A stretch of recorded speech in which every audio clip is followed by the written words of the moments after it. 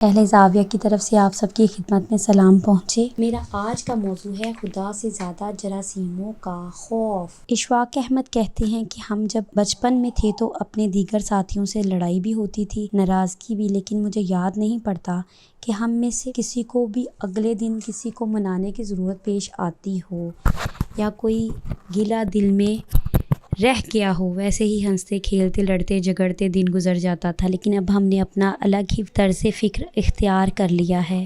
ہم نے مختلف لوگوں کے بارے میں مختلف رائے قائم کر لی۔ مثال کے طور پر ہم نے سوچ رکھا ہے کہ اب میں نے فلاں بندے کی بات کا جواب فلاں طریقے سے دینا ہے۔ اگر چپڑاسی کرمو نے چھٹی مانگی تو نہیں دینی، کیونکہ وہ بہانے سے چھٹی کرتا ہے۔ کوئی ضرورت مند ہمارے تک آئے گا تو ہمیں سے بڑی بے رخی سے بات کرنی ہے، کیونکہ اگر مسکرا کر بات کریں گے تو یہ لوگ ناحق فری ہو جائیں گے۔ اس طرح کی کئی باتیں ہوتی ہیں جو ہم خود میں طے کر لیتے ہیں، حالانکہ ہم اس بات سے بے خبر ہوتے ہیں کہ جن لوگوں کے بارے میں ہم سخت رویے پر مبنی رائے قائم کر رہے ہوں وہ ہو سکتا ہے کہ ہمارے لیے بڑی اچھی رائے رکھتے ہوں۔ جس چپڑاسی کرموں کو ہم چھٹی نہیں دیتے اور جھڑکیاں دینے کا فیصلہ صادر کر چکے ہوں، ایک بار چھٹی کے لیے بہانے بازی سے کام لے رہا ہو اور اسے واقعی ہی کوئی مسئلہ یا مشکل درپیش ہو، ہم نے شاید کبھی ایک لمحے کے لیے بھی نہیں سوچا کہ ہمارے چہروں سے ہنسی مسکراہٹ کیوں ناپید ہوتی جا رہی ہے۔ بات یہ نہیں ہے کہ ہم اچھے ہونا ہی نہیں چاہتے، ایسا ہرگز نہیں ہے۔ ہمارے دل کے کسی نہ کسی کونے میں خواہش ضرور موجود ہے کہ ہم اچھے بنیں، لیکن ایک عجب خوف ہمیں اس بات سے دور کرتا ہے۔ اشفاق احمد کہتے ہیں کہ جو میرے ماموں تھے ان کی زندگی کا اپنا ہی فلسفہ تھا۔ وہ مجھ سے اکثر کہتے تھے کہ تم لوگوں کو اپنے سے اچھا صلہ لینے دو، انہیں تمہیں ٹھگ لینے دو۔ اگر تم ان سے جھگڑا نہیں کرو گے، مباحثہ نہیں کرو گے، وہ صلح جو ہو جائیں گے، ہتھیار پھینک دیں گے، اچھے اور شریف ہو جائیں گے۔ اور یقین کرنا بیٹا، انسان اچھا اور شریف ہونا چاہتا ہے لیکن اس کو موقع نہیں ملتا۔ کم از کم تم انہیں اچھا ہونے کا موقع ضرور فراہم کرنا۔ اشفاق احمد کہتے ہیں کہ میں اکثر جب یوٹیلیٹی کا بل جمع کروانے جاتا ہوں تو مجھے ایک عجیب سی انسیکیورٹی ہوتی ہے کہ میں بھی کیشیئر میرے پیسے ریسیو کرنے کے بعد کہے کہ آپ نے تو پیسے مجھے پکڑائے ہی نہیں، لیکن ایسا کبھی نہیں ہوا۔ ہمارے انگریزی کے استاد ہمیں کہا کرتے کہ تم اپنے اندر اپنے بچپن کو کبھی نہ مرنے دینا، اس طرح تم بوڑھے نہیں ہوگے۔ اگر تم اپنے بچپن کو اپنے اندر سنبھال کر نہ رکھ سکے تو پھر تمہیں بوڑھا ہونے سے کوئی نہیں روک پائے گا۔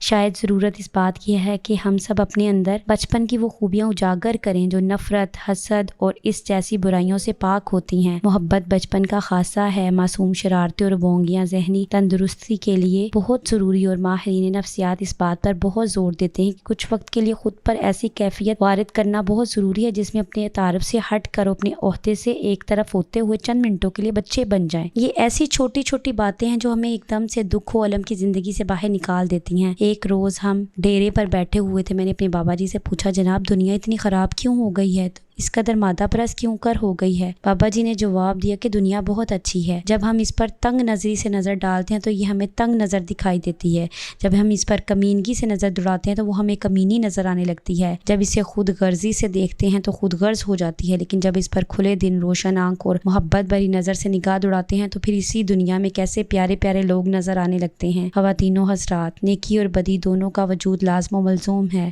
اگر دنیا سے بدی اٹھ جائے تو پھر نیکی کو نیکی کون کہے گا، اور اگر نیکی اٹھ جائے تو پھر برے کو برا کون کہے گا؟ ایک کا وجود دوسرے کے وجود کی اہمیت سے ہمیں آشنا کرتا ہے۔ اب اس کا مطلب یہ نہیں ہے کہ نیکی کے ساتھ بدی کا ہونا بھی ضروری ہے۔ زندگی اتنی مشکل بھی نہیں ہے جتنی مشکل ہم اسے سمجھنے لگ گئے ہیں۔ ہم جراثیموں سے بہت زیادہ ڈرتے ہیں۔ مجھے میرے بچپن کا واقعہ یاد ہے کہ ہم اپنی ماں کے پاس بیٹھ کر کھانا کھا رہے تھے، اچانک روٹی کا لقمہ میری ماں کے ہاتھ سے زمین پر گر گیا۔ جو ہی وہ لقمہ ماں کے ہاتھ سے گرا، انہوں نے بسم اللہ کہہ کر وہ لقمہ زمین سے اٹھایا، اس پر پھونک ماری اور اسے کھا لیا۔ اس پر میری بڑی بہن نے شور مچایا کہ اماں اس طرح سے آپ کا یہ روٹی کا ٹکڑا نہیں کھانا چاہیے تھا، یہ جراثیموں سے آلودہ ہو چکا تھا، لیکن میری ماں کچھ نہ بولی اور اس نے اطمینان سے وہ ٹکڑا نگل گیا۔ میں اب سوچتا ہوں کہ میری ماں جراثیموں سے زیادہ خدا سے ڈرتی تھی، وہ خدا کی دی نعمت کی قدر کرتی تھی، اور شاید ہم خدا سے زیادہ جراثیموں سے ڈرتے ہیں۔ اشفاق احمد کہتے ہیں کہ ایک بار میں اپنی گاڑی کو مکینک کے پاس لے کر گیا، اس نے پنکچر چیک کرنے والے ٹب سے ہاتھ گیلے کیے اور ویسے ہی جا کر کھانا کھانا شروع کر دیا۔ میں نے اس سے کہا اللہ کے بندے، اس طرح گندے ہاتھوں سے کھانا کھاؤ گے تو بیمار پڑ جاؤ گے، ہزاروں جراثیم تمہارے پیٹ میں چلے جائیں گے، کیا تم نے اس طرح کی باتیں کبھی ڈیٹول یا صابن کے اشتہار میں نہیں دیکھی؟